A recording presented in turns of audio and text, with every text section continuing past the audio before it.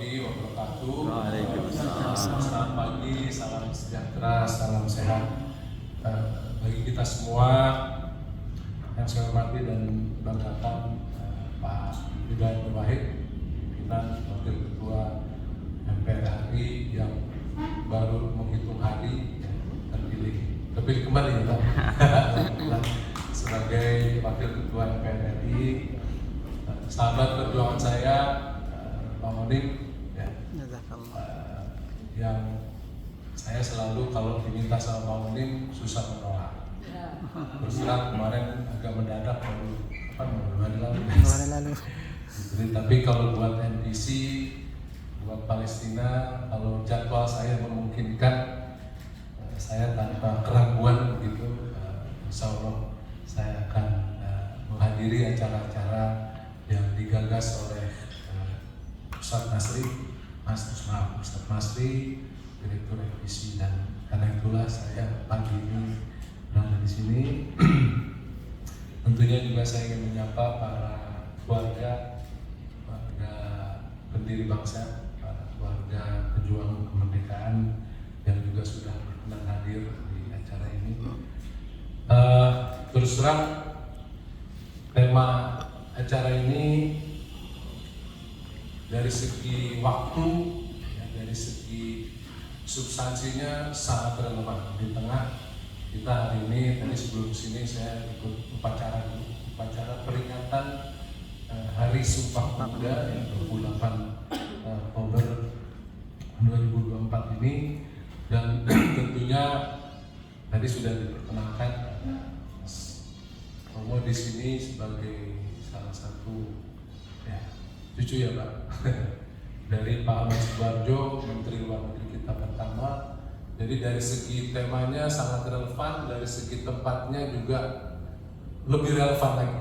Ini gedung ini atau rumah ini, bangunan ini sudah menjadi saksi sejarah. Disinilah baru 2 hari setelah kemerdekaan kita pada 19 Agustus 1945, Subarjo untuk Bung Karno pada waktu itu menjadi Menteri Luar Negeri pertama. Maka gedung inilah yang menjadi titik tolak pertama perjuangan diplomasi Indonesia di luar negeri. Namun ya Bapak Ibu sekalian, terus terang juga dunia saat ini sedang tidak baik-baik saja. Salah satu antaranya adalah kita masih dari waktu ke waktu, dari menit ke menit, dari jam ke jam, setiap hari kita masih dipertontonkan dengan gambar-gambar, video, berita-berita tentang kekejaman dan kekejian tentara Israel yang melakukan genosida di Gaza. Tadi sudah disampaikan oleh Bang Onim, ini bukan hanya semata-mata karena peristiwa 7 Oktober 2023, tapi ini adalah sejarah pendudukan yang panjang sejak 1947, dan yang itu tadi kita masih merasakannya, saudara-saudara kita di Gaza yang terus digempur. Bahkan beberapa hari yang lalu rumah sakit Indonesia yang dibangun oleh teman-teman para aktivis kemanusiaan Mercy pada waktu itu, termasuk Bang Onim yang masih bergabung dengan Mercy beberapa tahun yang membangun rumah sakit Indonesia, meskipun sudah rusak masih digempur juga. Jadi ini menunjukkan bahwa Israel ini sudah kalah. Saya menggunakan istilah kalah. Bahkan krisis di Gaza sekarang terus tereskalasi, semakin meluas implikasinya, dampaknya, ramifikasinya juga sudah melibatkan negara-negara lain di Timur Tengah, di Lebanon Selatan kita lihat, kemudian di sebagian dari Suriah, ya juga akhirnya harus dilibatkan oleh Israel. Saudara-saudara kita di Yaman, pastinya tentunya Iran juga sudah mulai berinteraksi dengan krisis di Gaza yang akhirnya dari waktu ke waktu semakin meluas.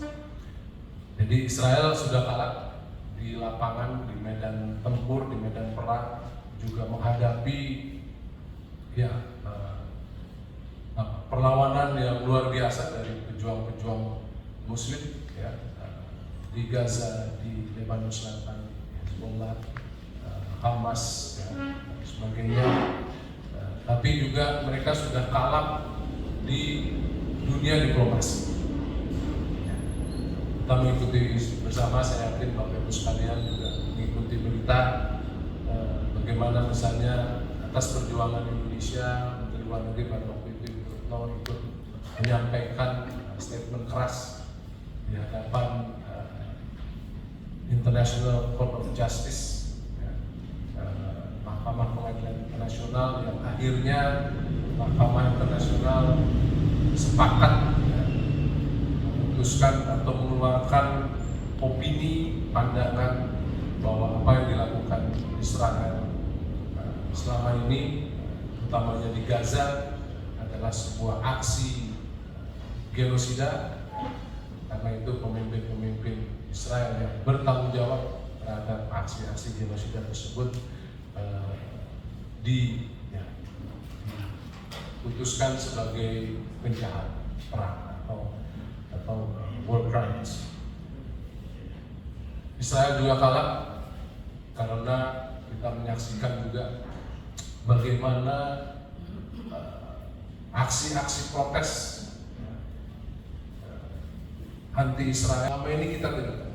Tapi setelah krisis di Gaza, seperti istilahnya tsunami dukungan aksi yang mendukung perjuangan kemerdekaan Palestina, juga sekaligus aksi-aksi yang memprotes apa yang dilakukan oleh Israel di Palestina, khususnya di jalur Gaza.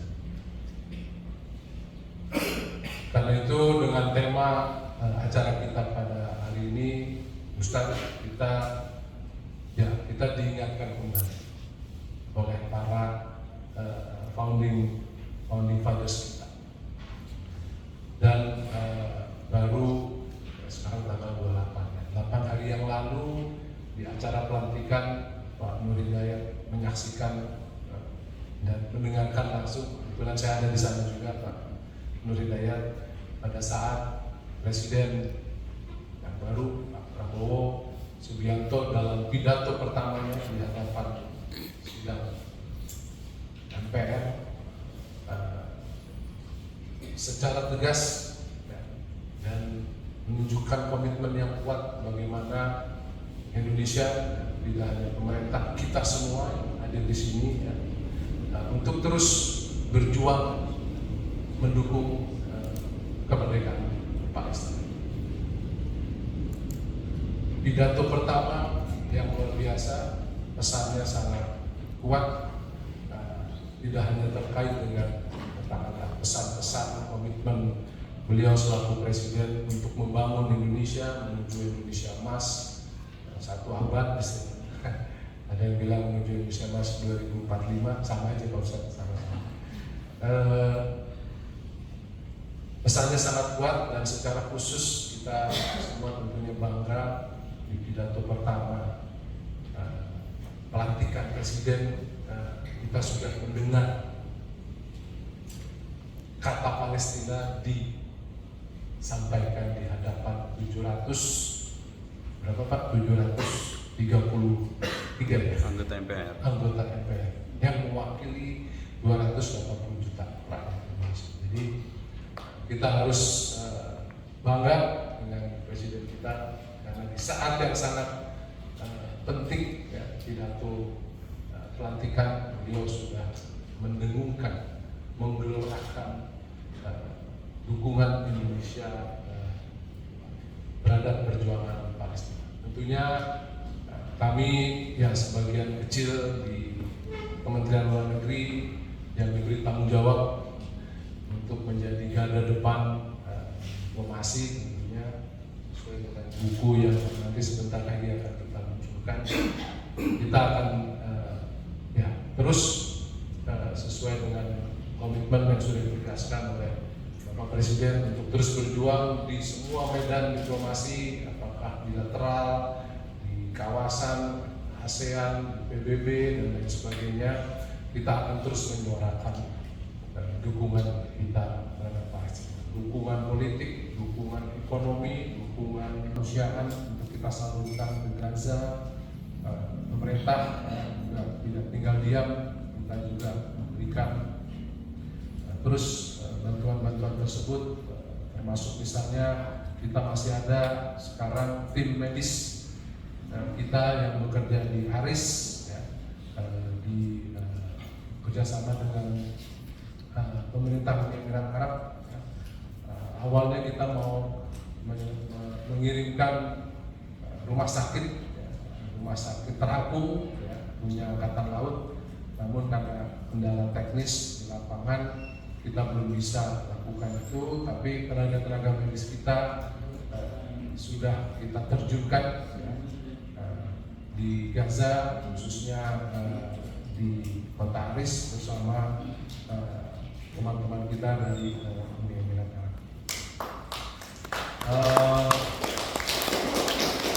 Ya, sekali lagi saya kira acara ini Bang Unim, Ustaz Nasri, ini merupakan sekali lagi bentuk komitmen kita ya, untuk konsistensi dukungan kita terhadap Palestina oleh seluruh elemen masyarakat ya, tidak hanya pemerintah tentunya, tapi juga ada anggota parlemen, Pak DPR di sini, pimpinan DPR sudah bersama kita, dan para aktivis kemanusiaan, termasuk NPC, tokoh-tokoh masyarakat. Ya. Saya kira pengusaha, pelajar, ya, mahasiswa juga hadir di sini. Ini menunjukkan bagaimana Indonesia, semua elemen masyarakat sudah terwakili. Karena itu dalam kesempatan yang luar biasa ini, saya mungkin sebagai pribadi dan juga atas nama Kementerian Luar Negeri ingin terus mengajak Bapak Ibu sekalian untuk kita terus bergerak, kita terus menggelorakan dukungan perjuangan kemerdekaan Palestina sebagai bagian dari kita untuk membangun sejarah. Nanti dalam buku ini kita akan bisa mengikuti semua bagaimana salah satunya kita bangsa Indonesia memiliki hutang sejarah terhadap bangsa Palestina ya, yang tentunya ini sudah banyak dan sering kali disampaikan di berbagai forum, dan juga dalam kesempatan ini kami di Kementerian Luar Negeri di garda depan diplomasi ya, kita akan terus, apalagi Presiden Prabowo, beliau punya atensi yang sangat luar biasa terhadap isu-isu internasional, utamanya isu Palestina, sebagaimana kita dengar langsung pada saat pidato pelantikan beliau tanggal 20 Oktober yang lalu. Mari para pemuda dan pemudi, kita mumpung lagi merayakan peringatan Sumpah Pemuda, kita terus dukung Palestina, stop pendudukan Israel, stop genosida di Palestina. Kita harus selalu bersama Palestina, Al Indonesia, Dariman, Filistin. Itu saja mungkin dari saya. Terima kasih. Wassalamualaikum warahmatullahi wabarakatuh.